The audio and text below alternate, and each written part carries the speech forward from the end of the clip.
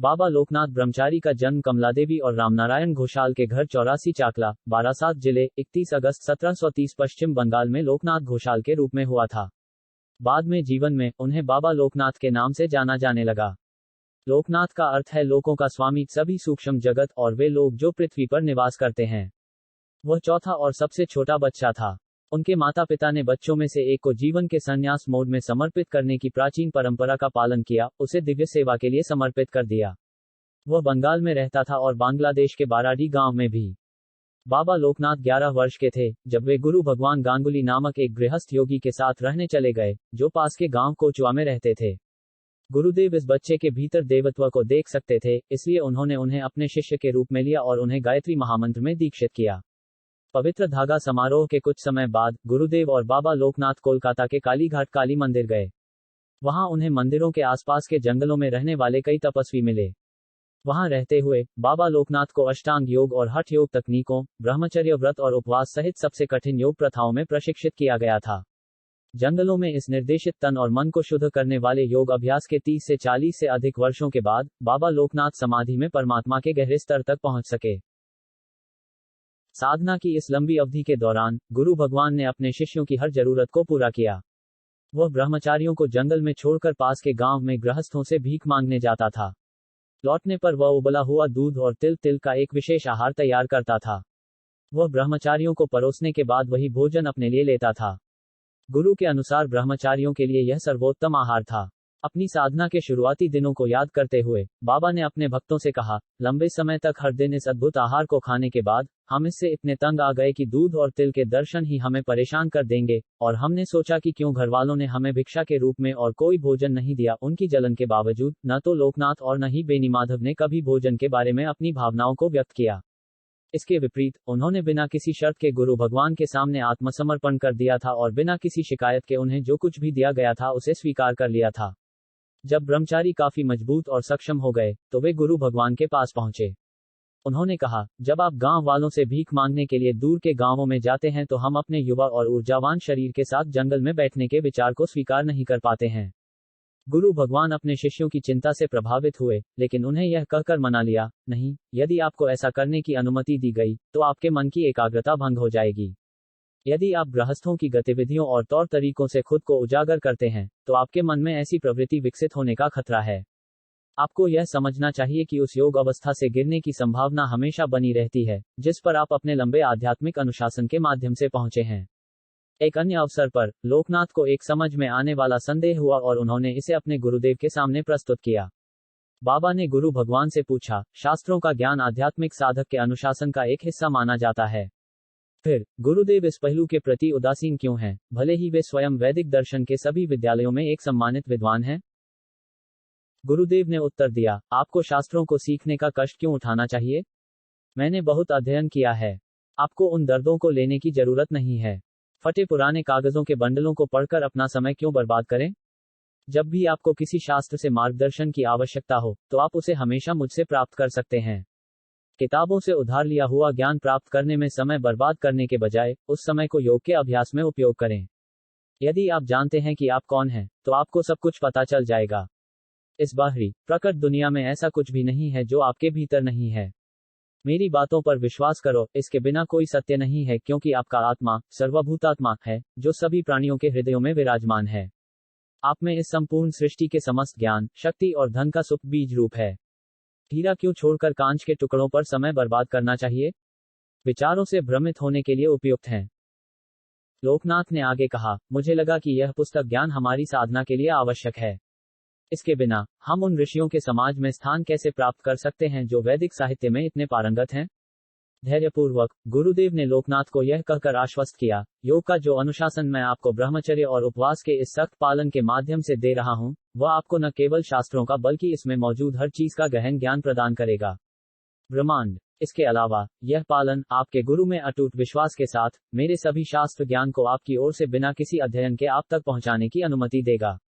गुरुदेव ने आगे कहा, यदि आप विभिन्न शास्त्रों का अध्ययन करते हैं तो आप टीकाकारों के कई विरोधाभासी विचारों से भ्रमित होने के लिए उपयुक्त हैं और आपके मन की एकाग्रता भंग हो जाएगी। इसके अलावा एक बार जब आप शास्त्रों का अध्ययन करते हैं और अपने मन में राय बनाते हैं तो तो आप मेरे आध्यात्मिक मार्गदर्शन को पहले की तरह निर्दोष और बिना शिकायत के स्वीकार नहीं कर पाएंगे। आप हमेशा अपने उदार, वातानुकूलित ज्ञान के आलोक में मेरे निर्देशों का न्याय करेंगे।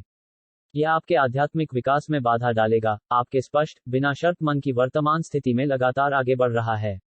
उधार लिया हुआ ज्ञान हमेशा आध्यात्मिक उन्नति में बाधक बनता है। गुरु भगवान ने यह कहकर अपना तर्क समाप्त कर दिया, बिना उचित ज्ञान के शास्त्रों को सीखने की आपकी मांग आपको एक प्रसिद्ध पंडित, एक प्रसिद्ध विद्वान या एक महान दार्शनिक, लेकिन कभी भी प्रबुद्ध नहीं बना सकती है। मेरे मार्ग पर चलो और तुम अपने लक्ष्य तक पहुंच जाओगे।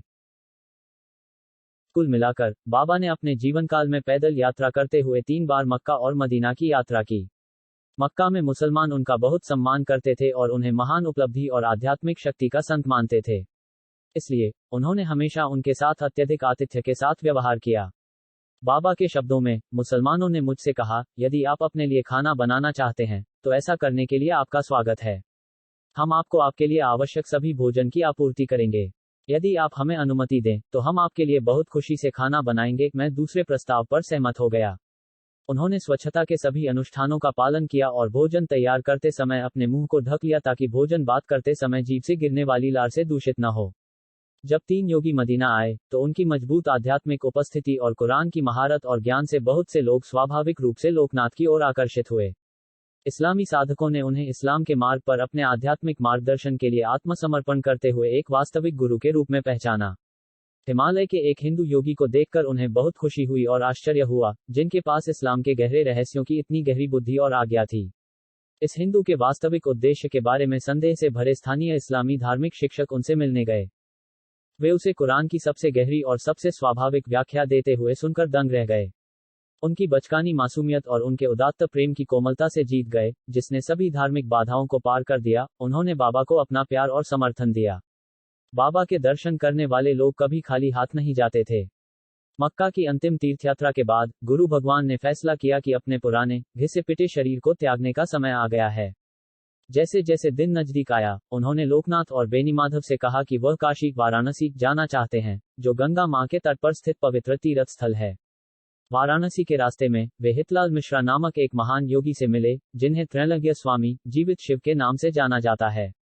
उन्हें 250 से अधिक वर्षों तक जीवित रहने के लिए जाना जाता है और वे अपने पिछले 3 जन्मों के अनुभवों को याद कर सकते हैं। गुरु भगवान को त्रैलंग्य स्वामी से मिलने के लिए राहत मिली क्योंकि उन्हें अपने छोटे बच्चों की देखभाल की चिंता थी। दशकों में उन्होंने लोकनाथ और बेनीमाधव के प्रति एक मां के कोमल प्रेम को विकसित किया था। वह उन्हें अपने बच्चों से अधिक नहीं समझ सकता था, हालांकि वे उस समय 100 वर्ष के थे। उन्हें विश्वास था कि त्रैलंग्य स्वामी उनकी देखभाल की जिम्मेदारी लेने के लिए सही व्यक्ति थे। एक दिन उसने लोकनाथ और बेनीमाधव दोनों का हाथ हितलाल के हाथों में दे दिया। अपनी आंखों में आंसू लिए उन्होंने कहा, आज मैंने अपने इन 2 युवा लड़कों की जिम्मेदारी आपके सक्षम हाथों में रख दी है। आज के दिन से तुम उनके संरक्षक होगे। त्रैलंग्य स्वामी मौन में सहमत हुए। महान योगी लोकनाथ, बेनीमाधव और त्रैलंग्य स्वामी ने 30 से 40 वर्षों तक एक साथ यात्रा की। वे सबसे पहले पाश्चात्य जगत को देखने के लिए पैदल ही निकले। यात्रा के इस हिस्से के बारे में बाबा ने एक संक्षिप्त टिप्पणी के अलावा बहुत कम बताया कि पश्चिम की यात्रा की सीमा समुद्र थी। एक बार कुछ अंग्रेज बाराडी में बाबा के आश्रम गए और फ्रांसीसी द्वारा अलग अलग उच्चारण किए गए एक अंग्रेजी शब्द पर चर्चा की। बाबा ने फ्रेंच के कुछ शब्द बोले और उन्हें बताया कि वह फ्रांस गए हैं। इसलिए हम कम से कम यह मान सकते हैं कि उसने यूरोपीय महाद्वीप का दौरा अटलांटिक महासागर में किया था। अरब, इजराइल, फारस, अफगानिस्तान और यूरोप के विभिन्न हिस्सों के माध्यम से बड़े पैमाने पर यात्रा करने के बाद तीनों हिमालय मां की प्यारी गोद में लौट आए।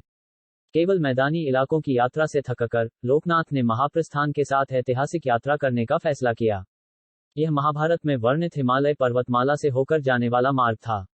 युधिष्ठिर ने अन्य पांडव भाइयों और उनकी पत्नी द्रौपदी के साथ श्री कृष्ण के शरीर छोड़ने के बाद अपने भौतिक शरीर के साथ स्वर्ग पहुंचने के लिए यात्रा की। आज भी बद्रिकाश्रम मंदिर के आगे एक रास्ता है जिसे महाप्रस्थान का मार्ग कहा जाता है, जिसका अर्थ है अंतिम वापसी। बाबा लोकनाथ उसी मार्ग की यात्रा करना चाहते थे। हालांकि यात्रा शुरू करने से पहले वह जानता था कि सबसे पहले अपने शरीर को ठंडे तापमान के अनुकूल बनाना बुद्धिमानी है ताकि वे बिना किसी कठिनाई के रह सकें और चल सकें। इस कारण वे और बेनीमाधव ठंड और गर्म दोनों मौसमों में बद्रिकाश्रम क्षेत्र में रहे। यह क्षेत्र साल के 6 से 8 महीने बंद रहता है और पूरे साल वहां रहना मानवीय रूप से असंभव है। बद्रीनाथ मंदिर के पवित्र तीर्थ के कपाट आज भी 6 महीने से अधिक समय से बंद हैं। उस दौरान पूरा मंदिर बर्फ से ढका रहता है।